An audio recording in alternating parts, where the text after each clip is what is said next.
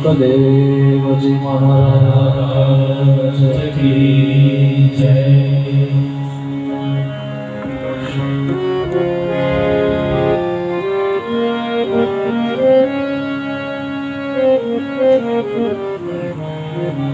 ससंहिता भागवतीं कृत्वानुक्रम्य चात्मजम् शुकमध्यापयामास निवृत्ति निरतं मुनिः।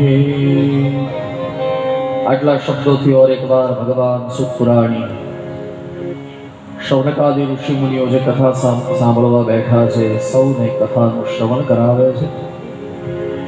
ए प्रधान चर्चाने केंद्रमां राखी, ए प्रधान वार्ताने, ए प्रधान संवादने केंद्रमां राखीने आपणी आ श्रीमद भागवत कथा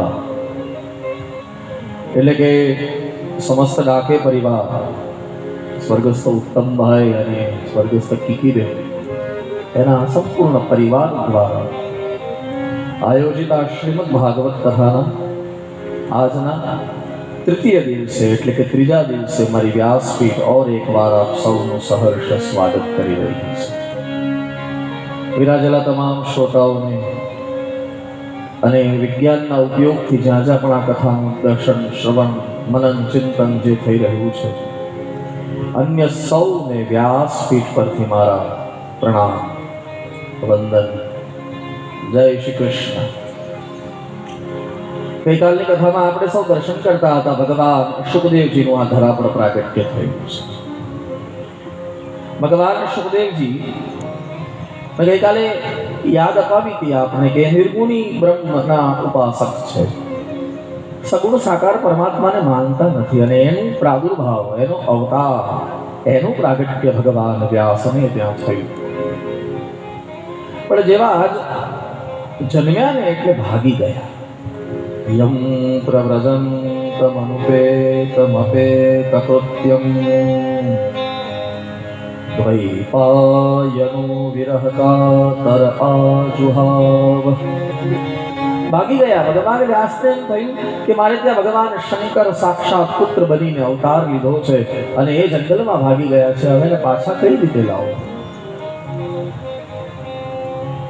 પુત્ર હોત ને તો વાંધો નહોતો, પણ એ પુત્ર પાત્ર છે, મારે એને ભાગવત ભણાવવું છે અને ભાગવતના શ્લોકો એને આપી અને મારે આ જગતને એક પરમ શાસ્ત્રનો બોધ કરવો છે। પરમ શાસ્ત્ર છે ભાગવત।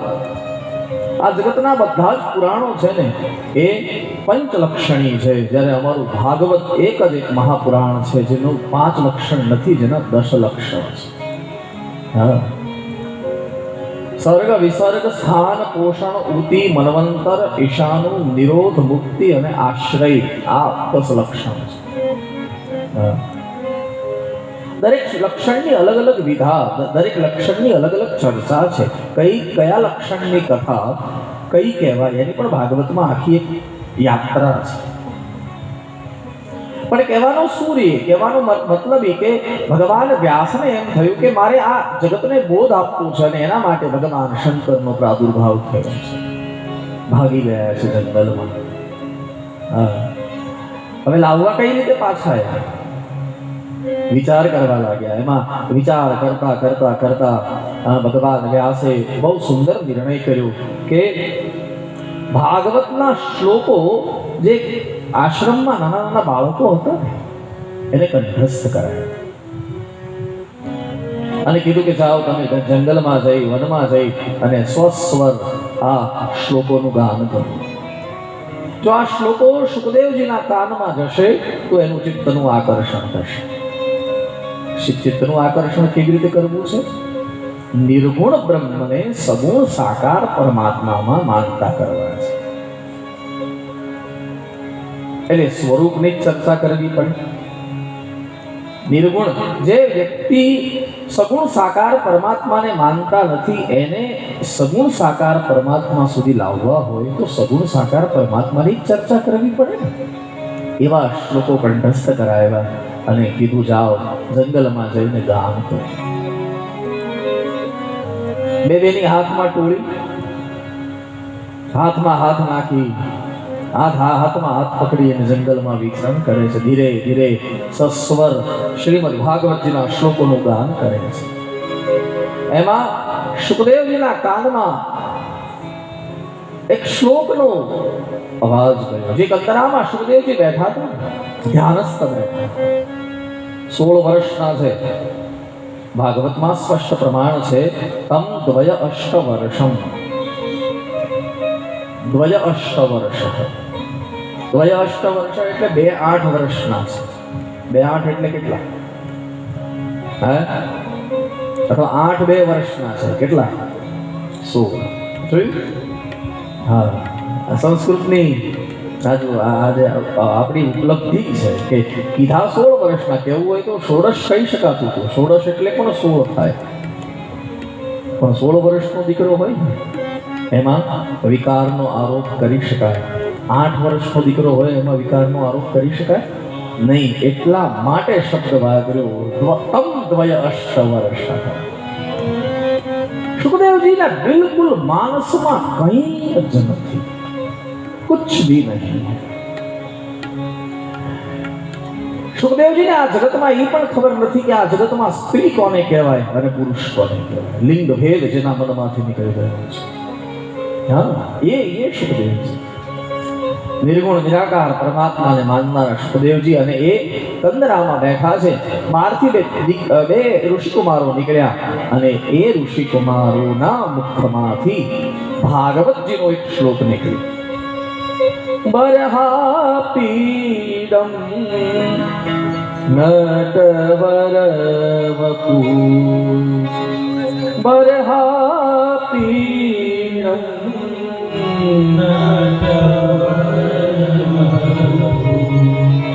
કર્ણયો કર્ણિકારમ, કર્ણયો કર્ણિકારમ, વિપ્રદભાસ કાનક કપીશમ,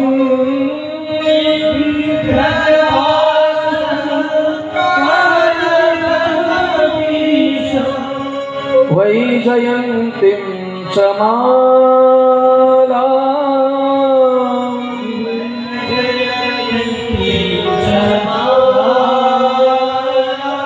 ભગવાન કૃષ્ણના સ્વરૂપનું વર્ણન છે આ શ્લોકમાં. ભગવાન કૃષ્ણ કેવા દેખાય છે એની ચર્ચા છે આ ભાગવતના શ્લોકમાં. રંધ્રાન વેણુ રધર સુધયા, રંધ્રાન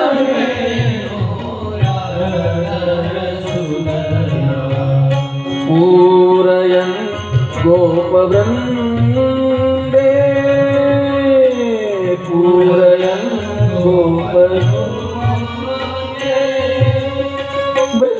વૃંદારણ્યમ સ્વાપદરમણો,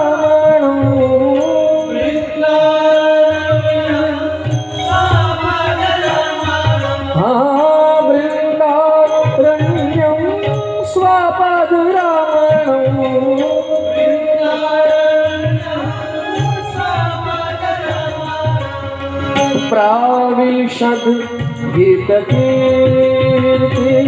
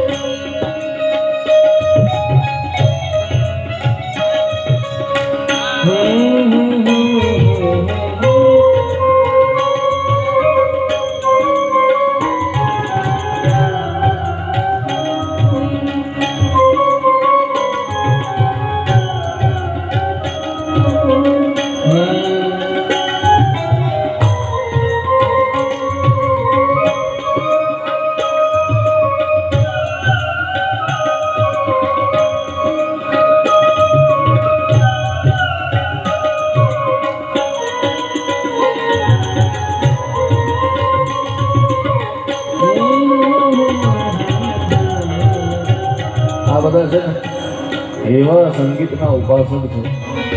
હા, એવા સંગીતના ઉપાસક છે. અને મારી વ્યાસપીઠ સાથે એ જ્યાં જઈએ ત્યાં સેવામાં હોય. ભાગવતજીની સેવામાં, વ્યાસપીઠની સેવામાં એટલે ભાગવતજીની સેવા. કેટલા વર્ષોથી આગળ, કેટલા વર્ષોથી સેવા કરે છે. ન તાટ જોવે, ન તડકો જોવે, ન સગવડતા જોવે, ન અગવડતા જોવે. હા, આ બધા અમે આ બેનકો વગાડે છે ને, નામ છે મેહુલ. મેં આમ તો ક્યારેય પરિચય આપ્યો નથી, પણ આજે અમારું મેહુલ રામાનું જ નામ છે. બહુ પવિત્ર બ્રાહ્મણ, સંધ્યા કરવા વાળો બ્રાહ્મણ. હા, મારી વ્યાસપીઠ એટલે કે ભાગવતીની સેવામાં કેટલા વર્ષોથી છે. પછી જે હાર્મોનિયમ પર દેખાય છે એ હાર્મોનિયમ નથી વગાડતા, એ બંસરી વગાડે છે. પણ અહીંયા અમારો અભિષેક પહોંચી નથી શક્યો, એટલે ઓમ એ પણ બહુ પવિત્ર બ્રાહ્મણ, સંધ્યા કરવા વાળા બ્રાહ્મણ બધા. પછી જે દેખાય છે તબલા પહેલા જે બેઠા છે એ તપોધન શર્મા, એ પણ બહુ સુંદર તબલા વગાડે. એને તો ગાતો ભાઈ. અને હા,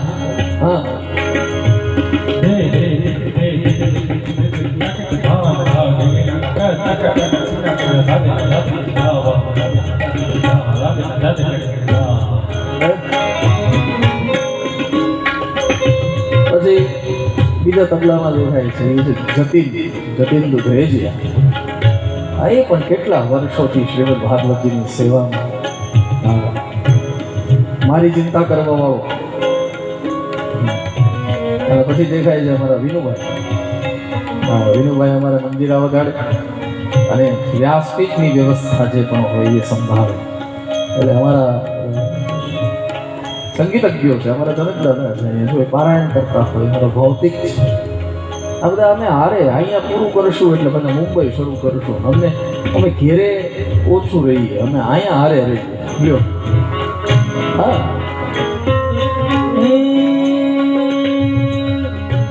દિવ્યેશ જ્યાં હોય ત્યાં માઇકની વ્યવસ્થા કરે.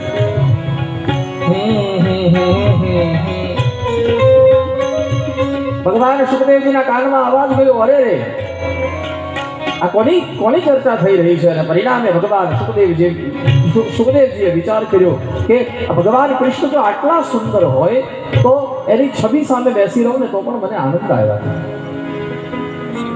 હા, ઊભા થઈ ગયા, તરત ઊભા થઈ ગયા. હવે જ્યાં ઊભા થયા ને એટલે સુખદેવજીને એક વિચાર આવ્યો કે આ તો સગુણ સાકાર પરમાત્મા છે, આને તો રાજભોગ ધરાવવો પડે, આને તો વસ્ત્ર પહેરાવવા પડે. હવે મારી પાસે લંગોટી નથી, મારે વસ્ત્ર કાઢવું ક્યાંથી? પાછા બેસી ગયા કે એના કરતા મારો નિર્ગુણ સારો છે કે કંઈ માંગે તો નહીં. અને જ્યાં સુખદેવજી પાછા બેઠા, કંદરાની બહારથી, ગુફાની બહારથી બે બીજા શિષ્યો નીકળ્યા અને એના મુખમાંથી એક શ્લોક નીકળ્યો. એણે સુખદેવજીની શંકાનું સમાધાન કરી દીધું. અહો બકીયમ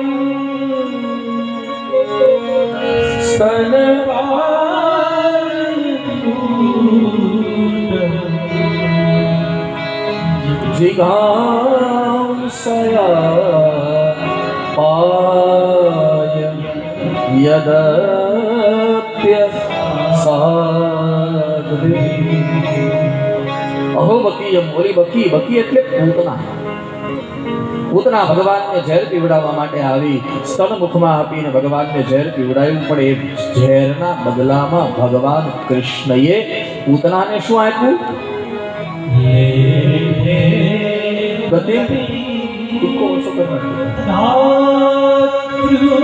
चितांतकोन्यम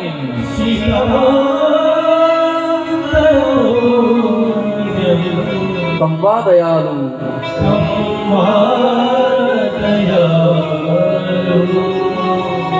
शरणं व्रजे. ઝેર આપનારી પૂતનાને, ઝેર પીવડાવનારી પૂતનાને ભગવાન કૃષ્ણએ ગતિ આપી છે. લેવે ગતિમ ધાત્ર્યુ. ધાત્ર્યુ શબ્દ છે, ધાત્ર્યુ એટલે માં. પૂતના માટે ભગવાન કૃષ્ણનું એક સંબોધન છે, માં. પૂતના કોણ છે? મારી માં છે, કારણ કે એનું સ્તનપાન મેં કર્યું છે. વિચાર કરો સાહેબ, આવો કોઈ દયાળુ દેવ તમે જોયો છે કે ઝેર પીવડાવનારી પૂતનાને પણ વૈકુંઠ આપી દે? ઈશ્વર સુધી પહોંચવા માટે વિશેષણોની જરૂર નથી. ઈશ્વર સુધી પહોંચવા માટે માત્ર ને માત્ર શુદ્ધ હૃદયનો ભાવ જરૂરી છે. ઘણા લોકો એમ કહે કે આચરણ બહુ શુદ્ધ કરવું પડે, એ આચરણ કર્યા પછી જ ભગવાન મળે. તો એને સામે પ્રશ્ન કરીને કહેજો કે શુદ્ધ આચરણથી જો ભગવાન મળતા હોત તો ભગવાન કૃષ્ણને બાણ મારનારો જરા નામનો પારાધી એ માછલી પકડવાના ધંધા કરતો તો છતાં એને કૃષ્ણ મળ્યા છે. આમાં આચરણ ક્યાં વચ્ચે આવ્યું છે? વ્યાઘ્રસ્ય ચરણમ ધ્રુવસ્ય ચ વયો. મોટી ઉંમર થશે પછી જ ભગવાન મળશે. કોઈ આવીને તમને એમ કહે તો એને સામે એમ કહેજો કે ધ્રુવને જ્યારે પરમાત્મા મળ્યા ત્યારે એની ઉંમર માત્ર 5 વર્ષની હતી. હવે આમાં ઉંમર ક્યાં વચ્ચે આવી મારા વાલા? કहीं नहीं है, कहीं नहीं है. કોઈ વિશેષણોથી ઈશ્વર રાજી નહીં થાય.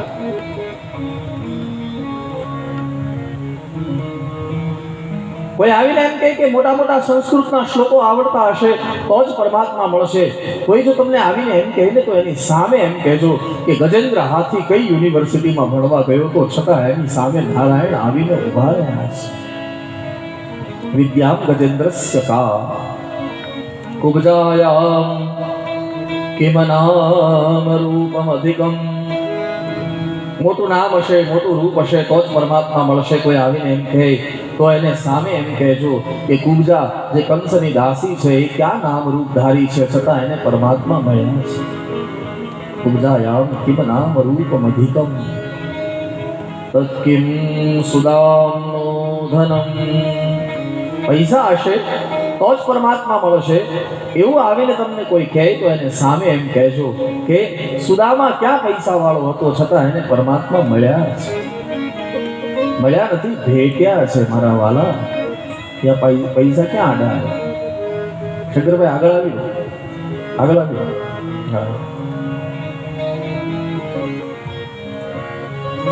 અહીંયા સોફો કરાવી. વ્યાઘ્રસ્ય ચરણમ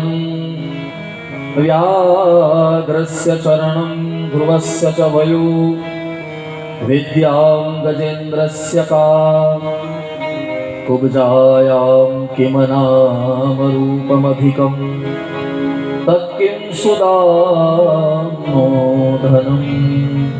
પૈસા હોય તો જ પરમાત્મા મળે. તો સુદામા ક્યાં પૈસા વાળા હતા છતાં એને પરમાત્મા મળ્યા છે. હા, તત્કિમ સુદામનો ધનમ. કુલમ કા વિદુરસ્ય યાદવ પતે. ઉચ્ચ કુળમાં જન્મ લીધો હશે તો જ પરમાત્મા મળશે. કોઈ આવીને એમ કહે તો એને કહેજો વિદુરજી દાસી પુત્ર છે છતાં એને પરમાત્મા મળ્યા છે.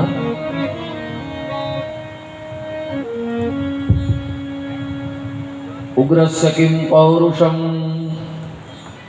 ઉગ્રસ્ય કિમ પૌરુષમ, ઉગ્રસ્ય કિમ પૌરુષમ.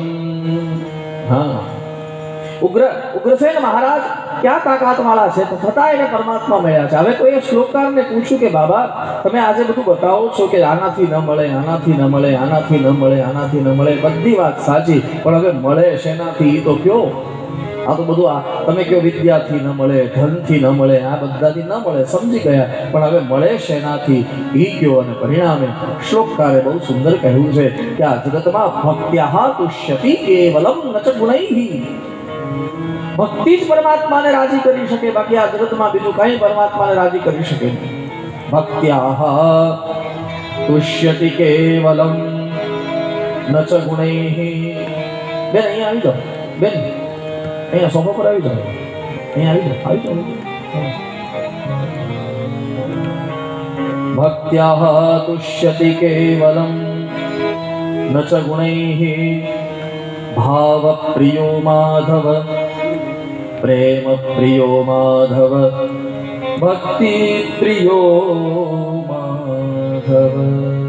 ભાવ જ્યાં સુધી હૃદયમાં નહીં જાગે ત્યાં સુધી તમે ગમે એટલા થાળ ધરાવો ને ભગવાન, મોટા મોટા સોનાના થાળમાં શ્રીમંતોએ ભગવાનને ભોગ લગાવ્યો, પણ એમાંથી એક પણ મીઠાઈનો ટુકડો ભગવાને ખાધો નહીં. પણ આપણે ત્યાં એવા એવા સંતો થયા કે જેને ખીચડી ધરાવી ભગવાનને, પણ એને ભગવાને આરોગી છે, કારણ કે એ ખીચડીની અંદર એ સંતોનો ભાવ છે. જાનાબાઈનો તે વાલે ખીચડો ખાધો. આપણે ત્યાં એવા ચરિત્રો મળ્યા છે સાહેબ કે જેના જેના જેના વશમાં પરમાત્મા રહે છે, વશમાં રહે. એટલા માટે ભગવાન રામ માટે ભગવાન રામને શું આલું છે એ જ્યારે બતાવવા ગોસ્વામીજીને કોઈએ પૂછ્યું કે ભગવાન રામને શું આલું છે, ત્યારે ગોસ્વામીજી એક જ શબ્દ બોલી શક્યા કે ભગવાન રામને એક જ વસ્તુ આલી છે. કઈ? રામ કેવલ પ્રેમ પ્યારા જાની લેહું જો જાન